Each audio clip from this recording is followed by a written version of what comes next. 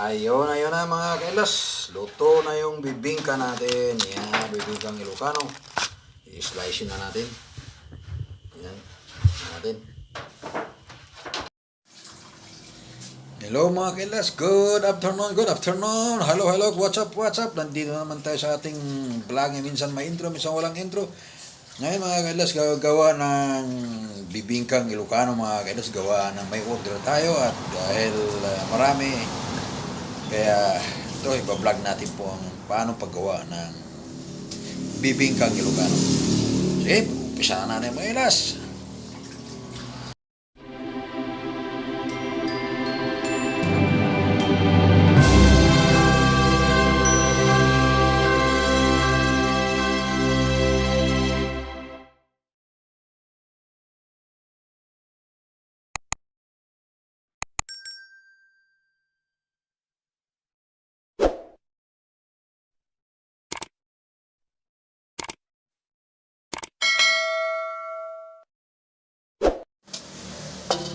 Unang process mga kailas, pipigayin muna natin ang niyog.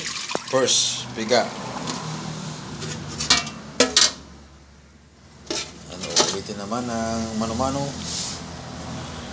Ito ang pangalawang piga. Yan.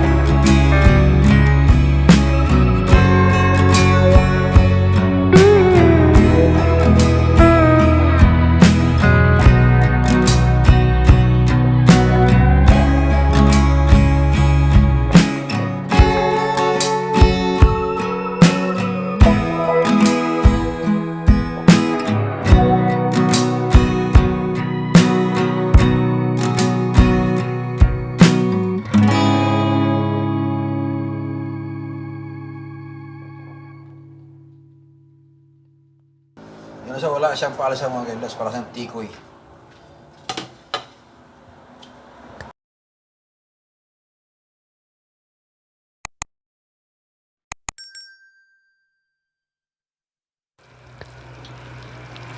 Yan, na-mix na natin mga kailas. Kung may mixer kayo, mga yung mixer ng egg mixer, pwede doon nyo nalagay may mix. Wala tayong mixer, hand mixer tayo ngayon, manual eh.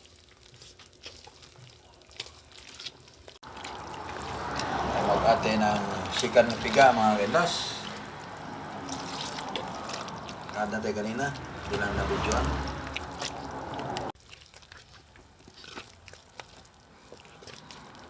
Hirap talaga. Yan mga kailas, ready na. Ganito kalambot mga kailas. Yan. Hindi siya masyadong magawa ng wala tayong mixture. Ang mixture to, pinong-pino to. May bubungkon dito. Okay yan, open na siya. Yan. Kung may pinakamasarap dito na halo mga kailas, yung melted butter. Oo, kaya lagyan mo ng sa toppings at cheese. May cheese pa. Yan, ready to plating mga kailas. Ready plating na. Ano lang. Inaano pa lang yung dahon ng saging. Kailas. Plating po tayo. Kaya lagyan ng dahon yung pan. Ang 12 pan ito. Kung kakasya pa ito. Dito sa timbada na ito, kung hindi ka siya, di double na lang, double.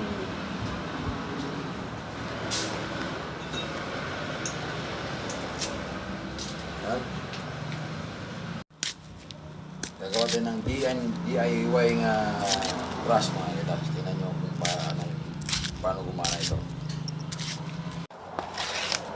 Gugupitan lang kasi mahaba masyado yung dahon mga kailas.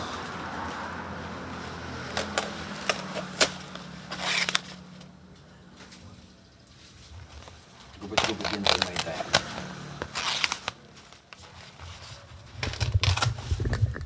Di ba?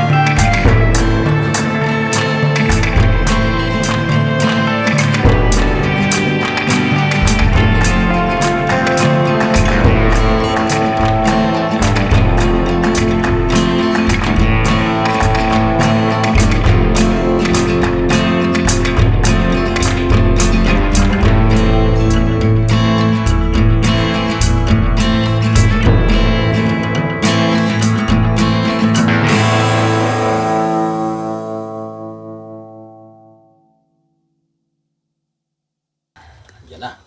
Fully pack mga kailas.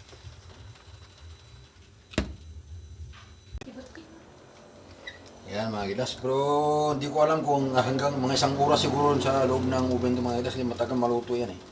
Mga 45 to 1 hour siguro ito mga kailas. Yan ang specific time natin. Okay, antayin natin mga 45 hanggang 1 hour mga kailas.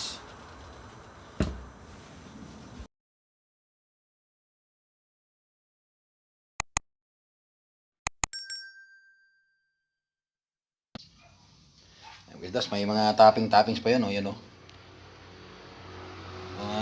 Ayan, ayun ba yung nilulutong gata mga kailas. Hindi makikita. Ito naman yung mga itatapis, yung unang pigayan itatapis sa pagoy sa salang yan. Daming proseso mga kailas, pero masarap talaga siya. Papaso na natin ulit. Yan mga kailas, luto na yung bibingkang Ilocano natin. Yan. Mamaya tayo ipapakita pag ano to, pag maghihiwa tayo nito mamaya.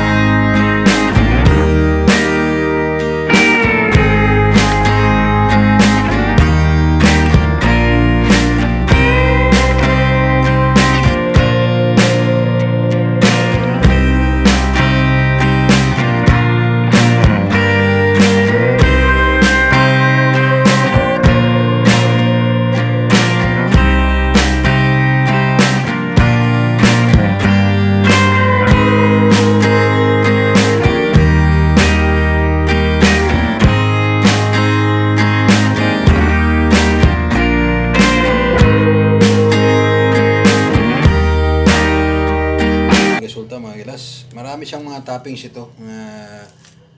Ilalagay mga toppings mula sa niyog mga gilas, kaya nga naiba ang alasan nito.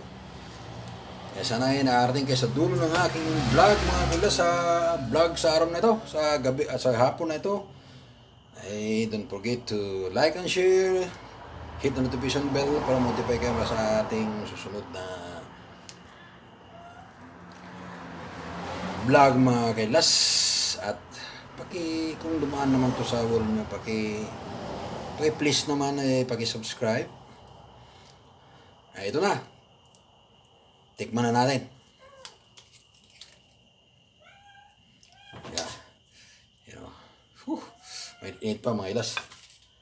Ganong texture nito mga kailas, para siyang para yung mabinat-binat, kasi glutinous rice po ito mga kailas, Nabibinat po siya. Yan. Kaya natin.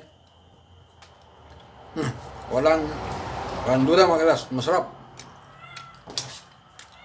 Ang palisa nyo. Unang subo yun. Palisa nyo ha. Palisa nyo. Hindi siya masyadong matamis mga kilas. Inadjustan natin ng asukal. Yan.